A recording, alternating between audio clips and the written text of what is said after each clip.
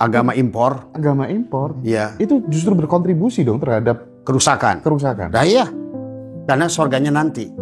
Maka tadi kiamat itu yang bikin kita sendiri. Nah, agama yang sekarang percaya surganya di sono, mereka telah menciptakan neraka di sini. Karena memang di dalam Al-Quran sendiri, Mas Hendra, ukuran manusia itu adalah berbagi. Bukan sholat, bukan puasa, bukan haji. Lihat semua ayat. Eman-eman ya, ini saldoku berkurang ya. Jadi tidak menemukan kenyamanan pada saat kemudian mengeluarkan uang itu gitu. Sementara riset di barat banyak sekarang profesor menemukan bahwa semakin orang banyak mengeluarkan uang untuk berbagi, semakin mudah semakin kita kaya. menerima. Lu semakin kaya. Oh iya.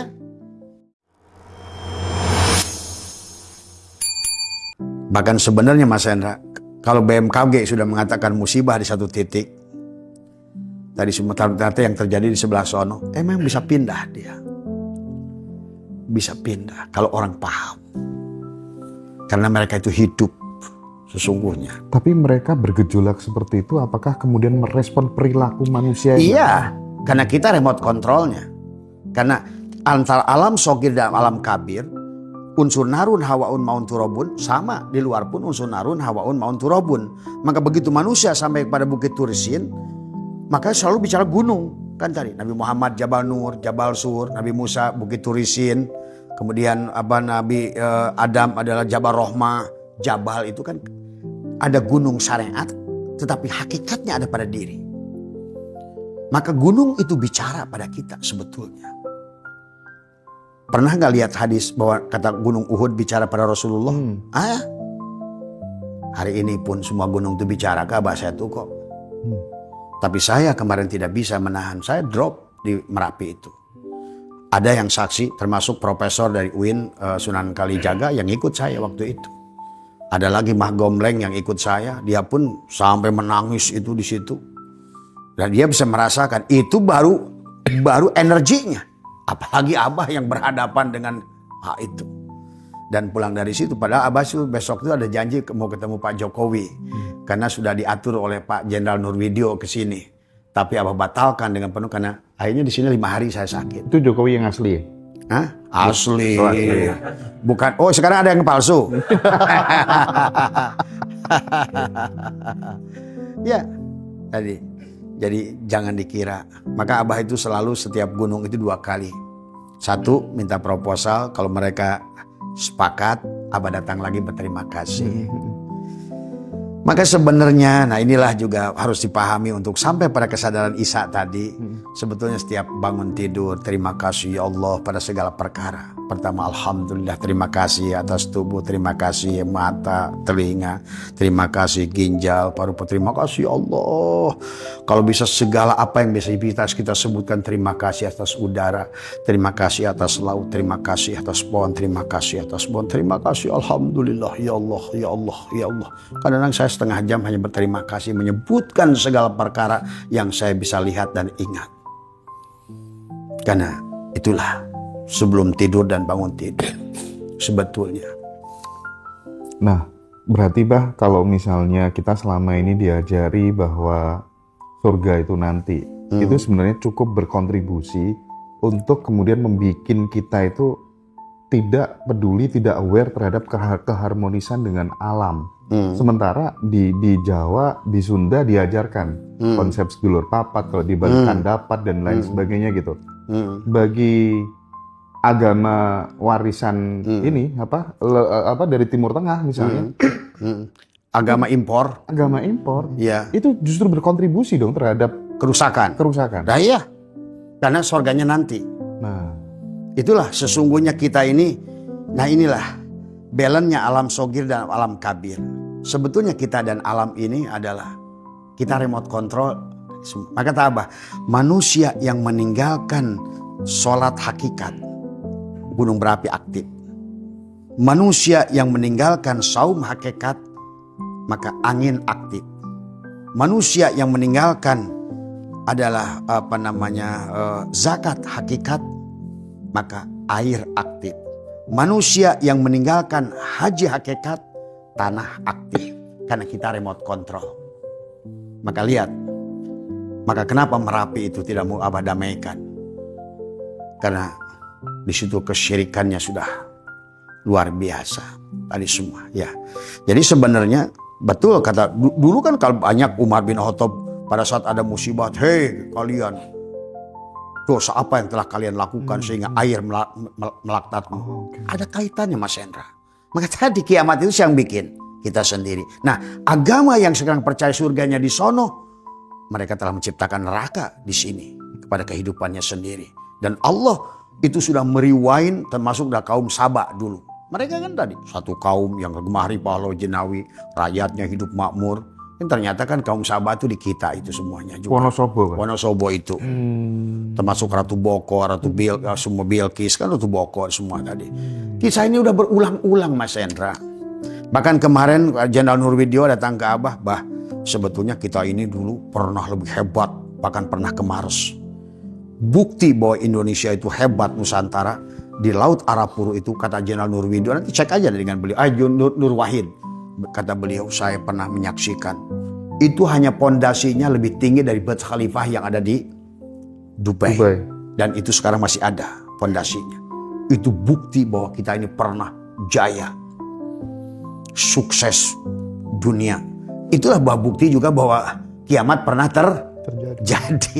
Itu dari semua. Nah inilah hari ini manusia. Dengan menebang pohon kan sebetulnya berarti dia membuat kiamat dirinya Maka surat Ar-Rum ayat 40 tadi kan. Doharul fasadu fil bahri, telah terjadi kerusakan di daratan dan di lautan. Dan akibat perbuatan manusia. Nah agama yang percaya surganya di sono itu bahkan tidak mau sodako. Karena wong di sono kok. Makanya sebetulnya menurut saya agama ini aneh. Ngomongin saya pernah datang. Waktu saya pertama lahir kata saya surga itu di sini. Ada seorang kiai datang ke saya. Bah, surga itu di sono. Pertama saya tanya, kamu keyakinan surga di sono? Saya tanya, berapa sodako yang sudah kau buat? Kalau kau yakin di sana itu ada. Berapa uang yang dari income-mu yang kau sodakohkan? Berapa rumah yang sudah kau bedah kalau yakin di sono?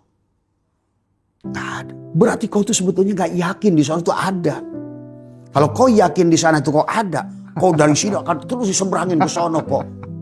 Buktinya kok gak ada kok. Keyakinan lu gak ada kok.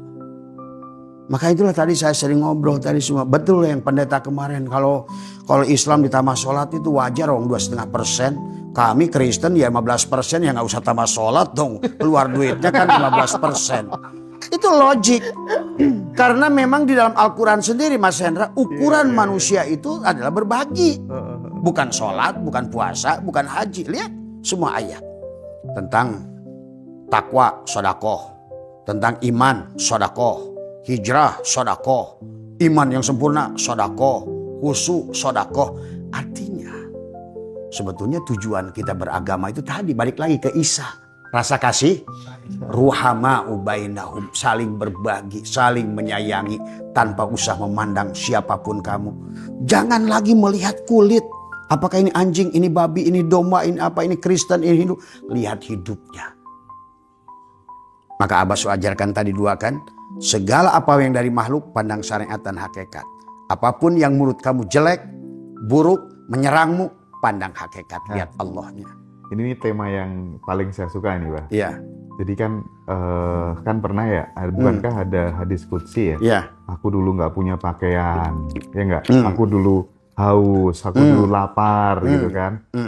Nah itu kan mengajarkan kepada kita gitu bahwa output sosial itu menjadi lebih penting sebenarnya ketimbang kemudian jelungkar-jelungkirmu itu. Gitu. Makanya tempo hari Abah pernah menyerang masalah penceramah hebat kan, yang kata dia kalau seandainya tidak sholat maka seluruh amal baiknya tertolak. Wong Qurannya ngomong sebaliknya. Yang sholat gagal sholatnya pada saat tidak berbuat baik. Kan kebalik. Maka sebenarnya kalau menurut Abah rukun Islam, rukun iman, rukun Islam instrumen.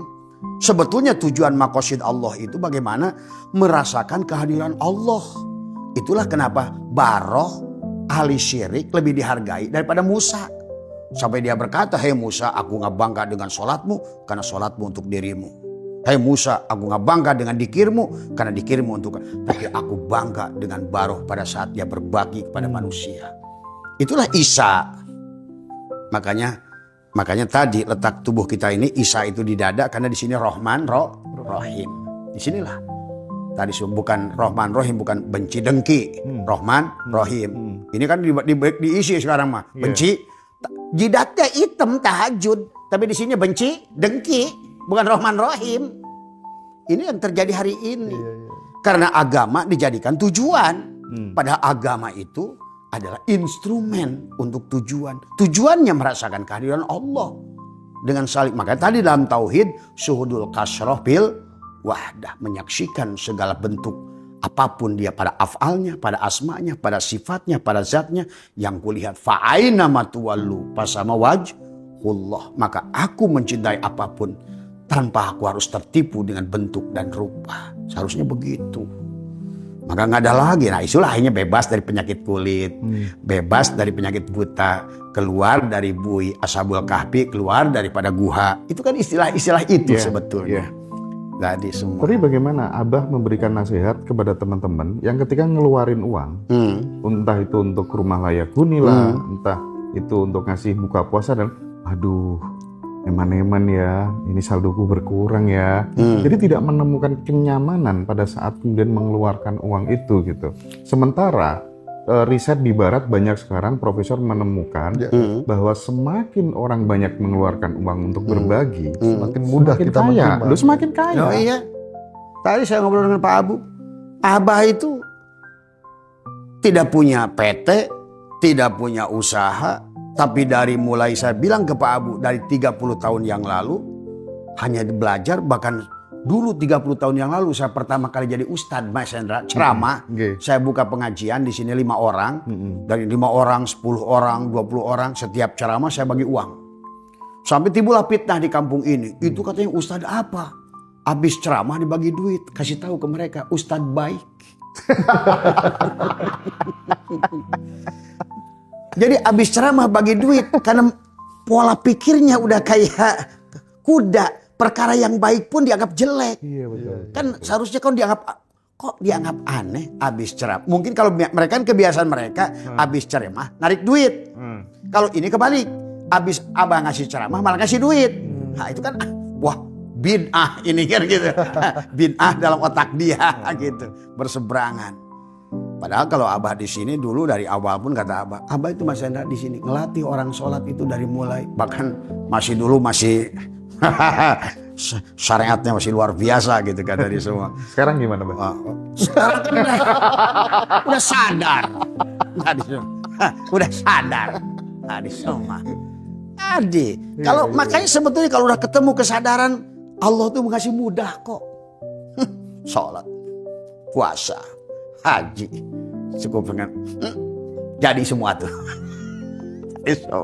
Ini jidat udah hampir patah, masih Allahnya nggak ketemu terus di Mekah terus tadi semua. Inilah tadi semua. Inilah yang harus kita, makanya kita itu harus naikkan kesadaran itu. Ini kalau orang masih di bawah diinjak-injak terus, pusing terus, coba kamu naik. Akhirnya kamu akan menikmati, dan itulah sorga. Maka kata Nabi kalau sudah sampai di sorga semuanya indah, nggak ada sholat, nggak ada puasa. Di sorga itu nggak ada. Siapa sorga itu? Allah lah sorga itu. Bahkan nggak ada lagi khamr haram, babi juga. Ayo. Cari surga Mas. Nah, iya. Sebetulnya. Iya, Pak Kojim sekarang ketularan berani ya. Iya. Kalau ngomong, iya. Sudah speak up sekarang. Ya dulu kan saya saya bilang nih Pak Kojim tuh karena masih tadi ya sebetulnya belum al-mutu qabla tamutu bener itu. Sebetulnya orang siapapun Mas Hendra kalau udah mati nggak ada takut kok. Iya. Nggak bakal takut. Nggak usah didesain berani itu. Berani itu muncul di diri kok sebenarnya. Iya. Pada saat kalian layam likuli nafsi nggak ada. Tadi kayak sodakoh tadi. Kenapa takut? Wong kita ini.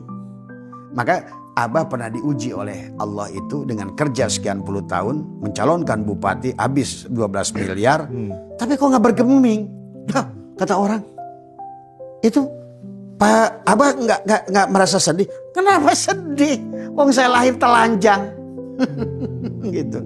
Nah itulah kenapa kita harus telanjang itu Mas Hendra. Di Ramadan inilah cara kita mentelanjangi diri kita. Karena kalau sudah telanjang tidak ada lagi rasa takut tadi semua. Oke. Nggak ada takut itu. Ngomong soal berbagi, Bah. Kan menurut pandangan masyarakat umum, ketika misalnya dirimu udah sukses, terus kemudian kamu nakal nih, punya simpanan lah, ke tempat hiburan malam lah, atau kemudian dan lain-lain, pasti hidupmu hancur. Tapi banyak Bah yang kayak gitu malah justru naik terus. Gimana dong, Bah? Nah, tadi kita ngobrolin bab pernikahan. Sama siapa ya? Mas itu ya? Tadi semua.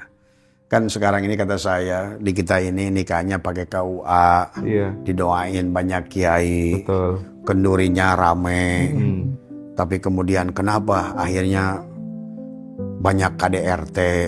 Bahkan terjadi kawin cerai, saling siksa. Bahkan saling bunuh di kita ini. Tapi kata dia, kenapa ya di Korea, di Jepang, di Eropa nggak ada KUA, kawinnya nggak rame-rame, nggak pakai doa, anaknya sukses, keluarganya bahagia, gitu kan tadi semua. Nah, inilah yang harus kita pahami. Termasuk kata saya, kenapa satu hal yang tidak oleh dimansuk satu ayat dalam Al-Quran itu adalah Auma malakat aimanuhum itu. Inilah sebetulnya bab yang sebetulnya Imam Hanafi kenapa kawin itu tidak perlu saksi dan wali. Karena hakikat nikah itu harus dipahami sebetulnya. Cinta. Tadi kembali lagi kalau Isa udah lahir. Bukan masalah di KUA-nya sebenarnya. Terus emang Allah butuh KUA? Enggak, coba. Sebetulnya kalau ngerti Tuhan yang Tuhan. Tuhan yang mana butuh KUA, Mas Hendra? Maaf ya.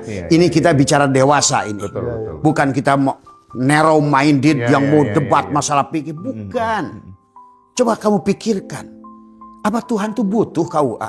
Wong nikah kita di Islam saja hari ini belum baru hari pada menikah baca ta'li talak. Kalau 6 bulan, kalau tidak ada ini udah saling ancam.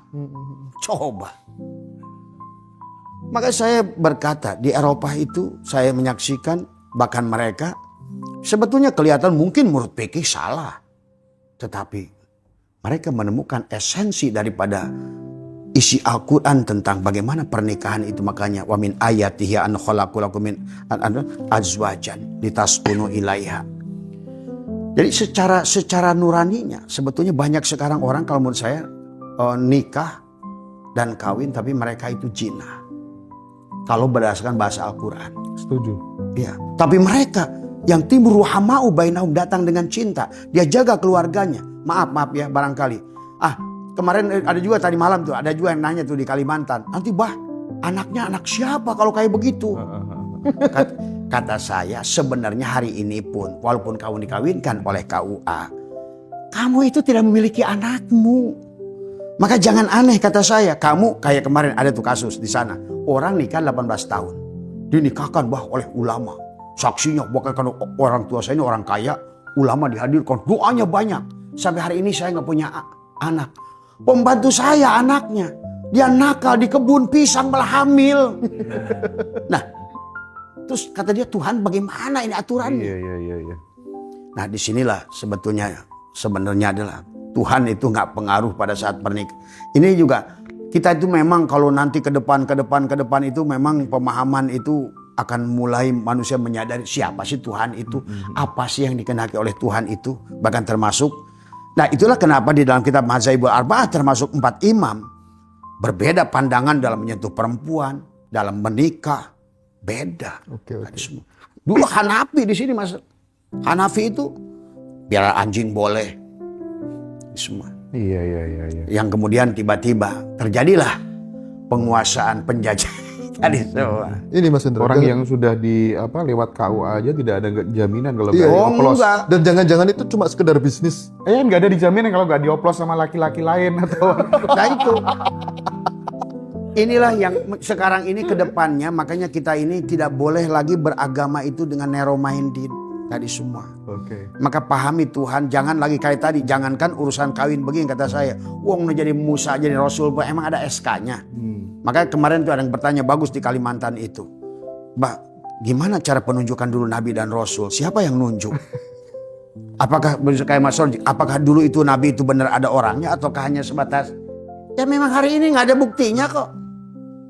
Adapun yang ada bukti-bukti itu ternyata setelah kita telusuri dengan filologi, kertasnya tidak sesuai dengan zamannya. Batunya kita cek. Ternyata batunya, contoh makam Pangih Mukodam yang ada di Yaman itu. Kan begitu dicek dengan, nah inilah maka hari ini sebetulnya akhirnya nggak ada bedanya aja di kita adalah makam itu dibuat untuk bisnis kan tadi semua. Maka kisah-kisah sejarah nabi-nabi sebelum itu, walaupun ada, nggak ada masalah. Secara sanad misalnya ada gitu kan tadi. Toh sebetulnya yang harus lebih penting daripada itu adalah bagaimana menempatkan mereka pada kita. Nih kontentannya nih Agus nih orang sini nih. Ya. Di sini itu jemaah kita ini semua nikah dengan baik-baik, kawin dengan baik-baik. Tapi hampir 90% para jemaah itu tadi merasa komplain dengan pernikahannya gitu kan tadi. Kenapa coba? Istrinya nggak mau ditiduri.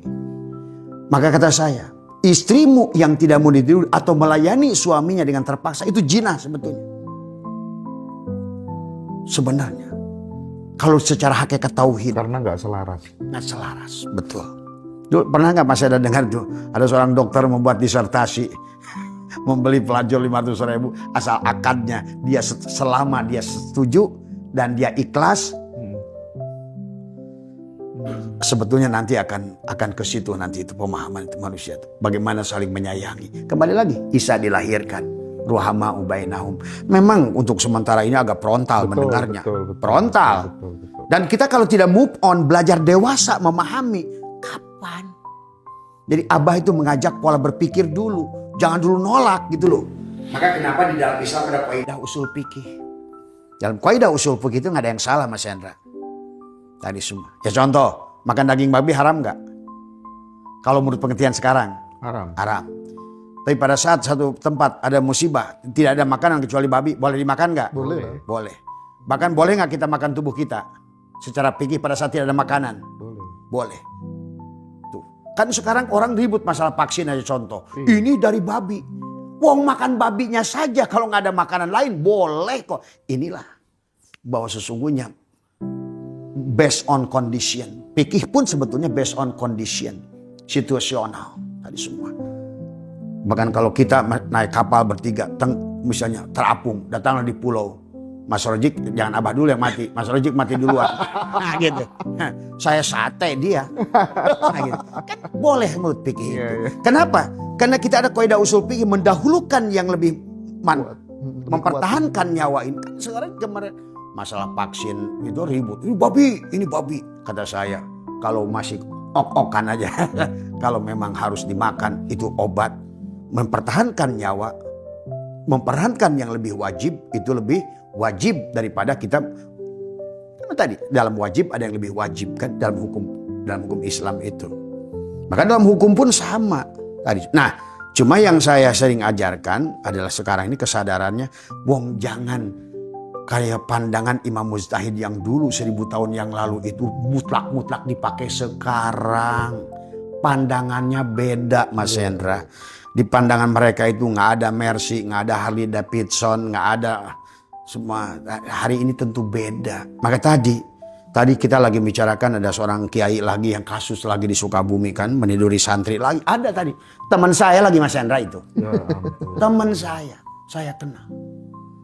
Saya ngobrol sama temannya tadi. Apa yang terjadi dengan dia? Inilah saya bilang tadi. Pada saat kamu jago dalil, baca Quran, baca ini, bisa ilmu nahu, sorof, bisa kitab-kitab gundul. Tapi senjatamu itu masih ketapel untuk hidup di zaman ini. Maka syariat yang dibangun dari dulu, yang diaji oleh mereka itu untuk zaman hari ini tidak cukup imun Mas Hendra. Sebelum menyaksikan Allah pada segala apa yang ada. Pada fiilnya, pada asma'nya, pada sifatnya tadi. Jadi setiap zaman itu membutuhkan senjata yang berbeda. Tahun 10 November 45 kita menang lawan Malabi dengan bambu runcing. Saat itu. Coba sekarang Iran pakai bambu runcing lawan si Trump.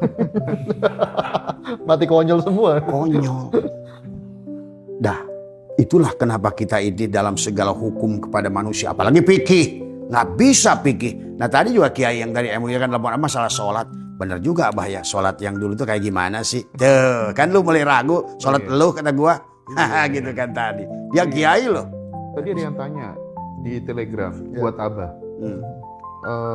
bener kah Abah? Ada perintah sholat itu sampai 5 waktu di dalam Al-Quran gitu katanya? Iya, nggak? iya, iya. Ya ada ini di sini. Ada yang tanya teman-teman. Iya. Tidak ada. Tadi hanya penafsiran ulama. Tadi semua. Maka kalau Abah sholat itu lebih berfokus kepada yang ayat wadkur rabbaka fi nafsika. Lebih tadi menyambungkan, menekuk lidah, merapatkan gigi adalah menghadirkan Allah la hayyun la ilmun. Itu lebih. Kalau menurut Abah lebih sholat daripada yang sholat konvensional. Terhubung terus ya Pak? Nah iya. Kan sekarang ini sholatnya tadi Allah ada di waktu duhur. Tapi habis duhur ke asar, Allahnya nggak tahu kemana dulu kan gitu. Ada lagi waktu asar, jadi semua nggak tahu waktu duhur ke asar mungkin Allahnya mancing dulu kali kan gitu. Sebetulnya seharusnya baru saya ngobrol sama mereka, kan perintah sholat lagi adalah pilun amrinnya adalah akim adalah akoma yukim ikumatan itu bimana mutaadi, bukan pilun amrinnya adalah koma yakumu kiamat. Buat apa kamu berdiri tapi tidak sholat? Sama hari ini banyak orang yang iftar puasa tapi iftar. Dia nahan makan perut dan ini semua. Tapi hanya puasa ular tadi semua. Maka habis lebaran balik lagi jadi ular tadi semua. Ya, inilah Nabi sudah berkata dalam kitab Sirul Asrar dan Sabul Qadir sudah menyebutkan tentang sholat syariat hakikat, saum syariat hakikat, haji syariat hakikat. Nah, kalau bicara syariat tentu setiap zaman akan berbeda Mas Yana. Tapi hakikatnya sama nggak? Sama. Itulah yang harus dipegang. Yang tidak berubah itu hakikat. Karena syariat itu adalah hanya ibaratkan adalah cara. Thariqat itu adalah jalan. Hakikat itu tujuan masalahnya. Maka sekarang banyak orang ribut tentang cara tapi nggak nyampe tujuan. Tadi semua. Sebetulnya. Maka ada dua bagian dari makhluk ini, batin dan dohir. Maka bagian yang dohir ini adalah tagoyur Mas Hendra. Mas Hendra aja dulu pernah ada nggak? Nggak ada kan? Sekarang ada jadi YouTuber. Nanti jadi kakek-kakek nih. Kalau sampai. Kalau sampai. Betul Pak. Ya hanya diadakan, ditiadakan yang tapi yang sebenarnya Mas Hendra tetap ada kok. Berarti itu yang harus dipegang. Karena yang tubuh ini ada dan tidak ada. Tadi semua. Maka kita tidak bisa. Mas Hendra sekarang makan bayi bayi buat bayi. Kan enggak. Sekarang pengennya rendang kan gitu tadi semua. Itulah hak tentang dohir yang terus berubah. Tapi tentang batin yang tidak pernah berubah. Itulah Nabi Muhammad pernah berkata. Yahudi menjadi 71 golongan. Semua neraka kecuali satu. Yang kembali ke yang dalam tadi hakikat. Nasrani kepada jadi 72 golongan. Semua ke neraka kecuali yang satu. Islam menjadi 73 golongan. Masuk neraka kecuali yang mana yang satu itu. Back to Allah tuh tauhid tuh hakikat. Katanya ahlus sunnah wal jamaah. Nah itu. Tapi terus royoan gitu ya. Royoan. Nah itu. Jamaah di dalam berebut. Inilah makanya hari ini harus kita bangkit tadi semua. Jangan nunggu Kim Jong Un ngebom dulu dah. Waduh. Kata Abah kepada orang-orang NU siapapun kalian pondok dimanapun inilah waktunya kalian bangkit. Kalau tidak terlambat sudah. Terlambat sudah. Bangkit bikin dapur MBG. Banyak yang keracunan tapi. Ada beberapa pertanyaan dong untuk closing mungkin barangkali teman-teman biar merasa tersampaikan gitu pertanyaannya. Ini pertanyaan dari teman-teman Abah. Ya. Jika Al-Quran disebut sebagai petunjuk bagi seluruh manusia, mengapa tata cara sholat tidak dijelaskan secara rinci di dalamnya, dan bagaimana dampaknya terhadap sistem kehidupan global jika seluruh manusia menerapkannya?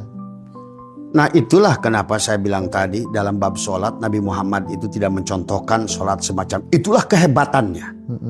Karena kalau seandainya dibikin praktek semacam itu, akhirnya sekarang manusia yang nggak sholat semacam itu dianggap kafir. Tuh sebenarnya orang suka salah. Sebetulnya Nabi Muhammad itu memang sengaja nggak mencontohkan sebagaimana sih sholat itu. Sampai kata beliau, "Shollu kama ra'aitumuni usolli." Tadi ada yang bilang kan buktinya Nabi bengkak. Bukan sholat itu yang bengkak itu. Duduk tadi semua. Dan kalau makanya sebenarnya kalau kita memahami Al-Quran ada syara'a, ada mansakan. Sebetulnya kalau menurut Abah adalah pada saat kembali kepada kesadaran sebenar-benarnya yang ada Allah, yang hidup Allah, napas ini adalah kembali pada Allah, maka apapun cara orang sholat. Jadi kalau dibikin kebenaran sholat itu seperti kita hari ini, dan itu pun ternyata tadi verifikasi nggak ada, sampai Abah bikin sayembara. Karena bukan Abah kebencian, justru Abah ingin manusia itu melakukan sesuatu dengan dasar gitu loh. Ya. Bukan hanya karena dogma dan doktrin sholat itu benar begini. Buktinya 5 imam beda-beda. Tadi semua. Tadi saya telepon Kiai tadi semua. Barusan yang Kiai MUI itu kan saya ngobrol. Kalau itu sholat Nabi Muhammad semacam itu. Kenapa Imam Ja'far As-Shadiq begitu, Imam Hanafi begitu, Imam Maliki begini, Imam Ghazali, Imam Hambali begini. Iya. Karena tadi Nabi Muhammad tidak mau sholat itu dibikin satu. Karena nanti sama aja kayak haji. Kalau haji itu ke Mekah, kenapa Allah perintahnya manusia? Sementara ada dalil orang kafir mau boleh datang ke Mekah. Nah itu. Kan Tapi itu. boleh bisnis di sana ya. Tapi boleh bisnis di sana ya. Buktinya sekarang hotel dipegang kafir kok. Bener ya. Oh iya. Saya Sedangkan tahu. kita yang menyumbang devisa terbanyak di sana nggak dikasih apa-apa. Iya. Bahkan kita itu maaf ya. Itulah saya sering protes dulu waktu saya masih kafir. Masih pembimbing haji gitu kan tadi semua, saya sering protes karena saya itu bilang kenapa kita hajinya lebih mahal dari Malaysia tapi pada saat di Mina itu kita itu lebih jauh dari Masjid Al tadi semua. Kita itu di ring luar, di Arafah ring luar, tapi Malaysia lebih baik, dia lebih murah. Padahal karena tadi banyak tadi permainan di dalam hajinya kita itu tadi semua. Oke. Berarti bisa dibilang Jadi intinya dalam sholat itu kalau menurut Abah adalah semuanya adalah siapapun yang melakukannya, apapun yang dilakukannya, selama dia sadar pada sang hidup, sholat. Silakan. Bahkan Abah bilang tadi bertanggung jawab pada Allah. Tuh kalau Abah tuh selalu jaminan lu. Siksa kubur kasih gua. Neraka kasih gua. Tuh. Tadi sadari hidup Tuhan. Rasakan cinta Tuhan. Insya Allah. Kalau salah, kasih saya lagi. Coba. Karena kalau bagi Abah ada isbatul yakin. Gak ada keraguan. La roiba fihi. Tentang Tuhan. Tadi semua. Maka tadi kata Abah. Tadi juga sama ngobrol dengan tentang kasabat. Laha makasabat wa alaiha Sahabat. Kenapa yang satu pakai kasabah, yang satu pakai iktasabah? Itu aja hanya orang yang tidak sadar. Yang takut pada Tuhan dengan neraka, dengan siksa kubur. Kasabah dengan iktasabah, wajan fa'ala dengan ifta'ala. Yang satu menghasilkan asobah, yang satu untuk dosa itu, untuk neraka itu harus ijtihada, berjuang untuk dosa. Saking bagaimana kita melawan Allah yang sudah menjadikan kamu calon surga, kamu ingin ke neraka gitu, harus berjuang nggak? Berjuang. Maka betapa anehnya orang takut ke neraka. Dengan bahasa laha maka sabat wa alaya makta sabat. Kata Allah, hei manusia, kamu tuh untuk neraka harus berjuang sungguh-sungguh lu. Untuk melawan, menciptakan dosa itu. Kenapa? Karena setiap kamu sadar aku, kepala aku tuh 70, 700. Bahkan tak terhingga cintaku padamu. Terus di mana Allah akan menyiksa kita? Itulah ya Abah jaminan. Kalau dikubur itu dikasih gua. Kalau di sana itu kalian neraka, well jahanam, kasih gua lah semua dah. Apa-apa dah. siap. Karena sayalah. Aku yang aku sejati. Aku kenal diriku. Hanya ada akulah yang aku itu. Oke.